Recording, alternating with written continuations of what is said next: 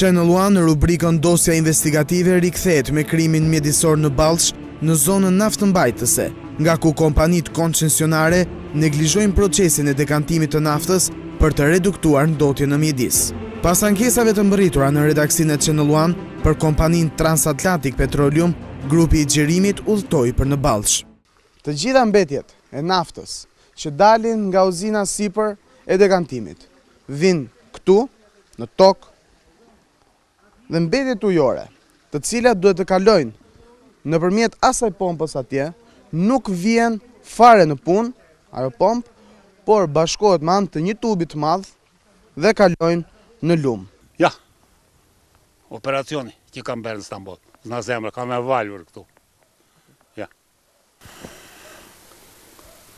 Pse ke këto shqetësime? Në ambienti. Qa ka ambienti?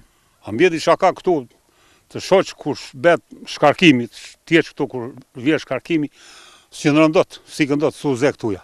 Klap fyti. Kompania naftënxjerrëse Transatlantic Petroleum, si pasuese e kompanisë Stream Oil, është edhe në proces gjyqësor me komunën, pasi kjo kompani nuk i ka paguar taksat që i detyrohet komunës. Kjo kompani është një nga kompanitë që sillet në mënyrë arrogante, qoftë me banorët, qoftë dhe mbushtetin vendor. Kjo kompani ka qenë në fund të vitit 2011 që nuk i shlyen detyrimet pranë komunës. Kjo kompani ka shlyer 2 vite, vitin 2010 dhe 2011, dhe mbas këtij viti, çuditërisht kjo kompani ka filluar betejë ligjore për t'u shmangur detyrimeve pranë pushtetit vendor me argumentin se gjoja është e përjashtuar nga taksat e pushtetit vendor.